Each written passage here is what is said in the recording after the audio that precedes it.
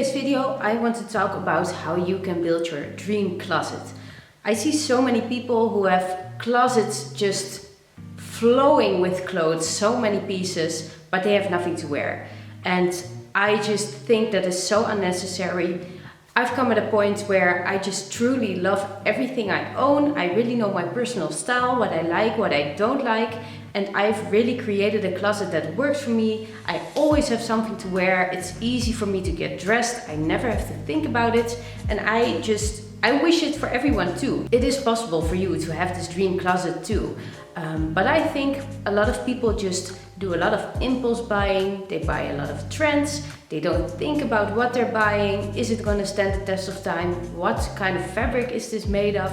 Does this color suit me? There are a lot of things that you should take in consideration before buying something. And I just think people lack a lot of information maybe, and or maybe are not as interested in clothing. But it is such a wonderful feeling to stand in front of your closet and love everything that you see. It all flows together, it works together, and yeah, I really want people to have this too. So in today's video, I want to make a little bit of a guide that I walk through when I buy clothes. So I ask myself a few questions before buying new pieces, and I think this really helps with creating a sustainable, timeless, and functional wardrobe. It just makes life so much easier. So let's go into the questions. So the first question I think you should ask yourself is, do I already own something similar? There's just a type of thing that we like. We like certain shapes, colors, fabrics, and oftentimes there's a chance that you are gravitating towards a piece that you probably already own. So in that case, before you buy it, go through your wardrobe. I have an app for it, it's called Open Wardrobe, so it's super easy, but of course you can also just look into your wardrobe and see, like, is there anything in here that's similar or has the same effect? If you already have a gray knitted jumper, for example, do you really need another gray knitted jumper? Some people say, oh, but this has a V-neck, or this has that, or this has such. No, but the effect of the outfit is the same. When I wear my jeans with my gray knitted jumper, how much of a difference is it going to make when wearing another gray knitted jumper? Maybe if the one is really dark gray and the other is a really light gray, for example, but just sometimes it doesn't have to be a replica, but is the effect of the outfit the same? I have this blouse, it's from Naf Naf, and it's this white creamy blouse. It has these red stripes on it. It's very feminine and I really love it. But we have this brand in Netherlands, it's called Sissy Boy. Maybe it's also available in other countries, I don't know. But they had this blouse that I really liked. It was also cream and it has these tiny purple details on it. I'm not sure what it's called, that lucky plant, whatever. But you know, it was just a light blouse with some purple embroidery on it. And it's not the same as the Naf Naf blouse, but it's very similar. If I wear jeans with that blouse, one or the other, it's just the same vibe, the same look, the same feel. So do I really need to buy that blouse? In my opinion, you don't. People might disagree, they say same but different. I don't believe in same but different. It just makes you buy more and more clothes that in actuality, you will prefer one of the two blouses, you know? So when the effect is the same, I don't buy it. I would rather buy something like this, for example. I bought this yesterday at TK Maxx. It's from My Essential Wardrobe. Very suiting name, but it's this brown blouse and it has the tiny dots on it. It's also very feminine. Instead of buying the one from Sissy Boy, I would much rather buy this one because it's actually different to that blouse, you know. This can also go more into autumn winter. It's a totally different color. So yes, I don't like to buy things that are similar or have the same effect. Then this is a little bit of a similar point to the previous one. Did you already declutter something in the past that's similar to this piece? I've caught myself with this a few times before, where I saw something and I thought, oh, that's really nice, I love that dress. But then I think about it and I think, oh, but last season I decluttered almost the same dress and now I want to buy it again. So there is something that I like, but apparently I'm not going to wear this. For me, I had this a while with like burgundy colors, purples, deep reds. It doesn't suit me. The color just doesn't suit me. And I noticed that I just kept decluttering those clothes, but when fall comes around, I gravitate towards them because it just suits the season, but it doesn't suit me as a person. When I see those types of colors, I think, oh, so nice, but then I just warn myself like, no, you've had these colors in the past, you've decluttered them because they didn't suit you, so don't buy it. But on the other end, maybe you had to declutter something because your size changed, maybe you lost weight, maybe you gained weight, or maybe that item broke and it couldn't be repaired.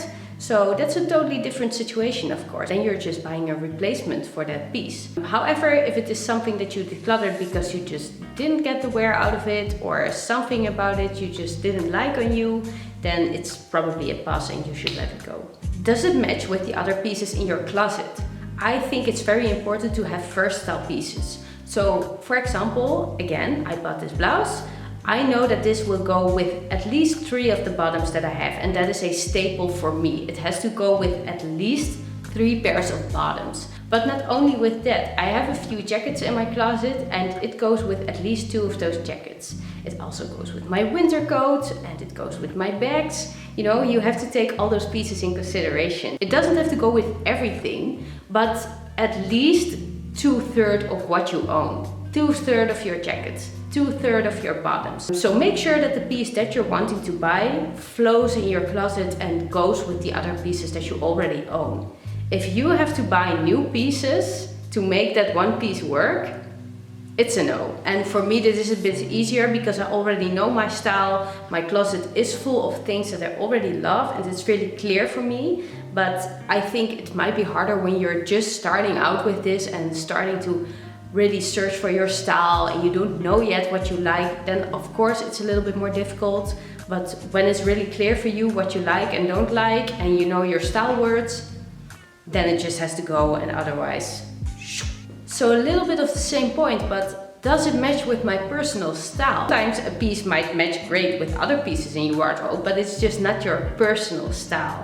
And when it's not your personal style, it will feel off when you wear it. When you wear it, you're not comfortable, you feel a little bit aware of yourself, and that's a sign that you just bought something that is not your style, not your taste, and probably shouldn't be in your closet. So I think this is easier when you know your style words. I just listened to a podcast about this today. It's the podcast Sustain This from Sina, Alyssa and Christina. Super fun, go watch it if you want. It's on Spotify and I think it's very useful. So they talked about finding your style words and that it's a really useful tool when shopping because you can really, you know, analyze like, does this suit my style words? I think for me it would be classic, effortless and preppy. So when I buy the piece, I can analyze like, okay, is this classic? Is this effortless? Is this preppy? If it's really edgy or grungy or maybe it's a little bit too casual, then it's probably not something for me because it will just feel off in my closet. Make sure that it matches with your pieces, but also make sure that it is in line with your own style. This point doesn't have to do so much with does it suit your wardrobe or are you going to enjoy this piece, but can you afford it? And I think this is such an important question to ask because I think many people just get soaked into the buying rhythm, and especially when sale comes around, you know, people just drive crazy. They want to buy all the clothes, and can you actually afford this? If you can't pay for it in cash, don't buy it. Going into debt for clothing is not cute. Been there, done that. Never going to do it again. It's the worst feeling. You're not going to be happy with this piece because when you look at it, you will always feel that like guilt of buying it because you're like, oh, I shouldn't have bought this. Maybe it's something you really love and it's amazing, even if it has a great discount. But if you don't have the money, you can buy it. My dad always say, without fingers, you can't make a fist. But it's true, you know. You should take in consideration, is this comfortable for me to wear? You don't have to walk in sweatpants all day or tracksuits. This is obviously not my point, but if you buy this piece, let's say you're shopping online, it arrives at your home, and you put it on, and maybe you have a dress with, let's say, spaghetti bands. and they keep sliding off and they keep sliding off. And you already tightened them, but they keep sliding off. We all have had this problem. Or maybe you bought something strapless, but it just rolls around or it slides. Or maybe you have these jeans that are a little bit too tight. They cut into your waist. Or shoes that are super uncomfortable.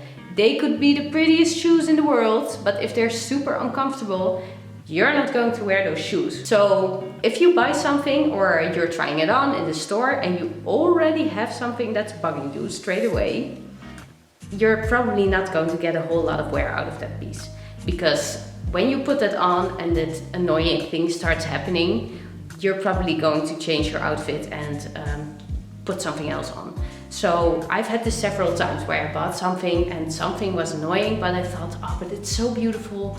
I'm just going to keep it because it's so nice, it's so beautiful. I had this with this mango dress years ago. It was a blue checkered dress. It was super nice, super summery, linen, gorgeous. But the straps just kept sliding off. It was so annoying, and I already made it shorter, but it kept happening, and eventually I decluttered that dress because I didn't wear it anymore.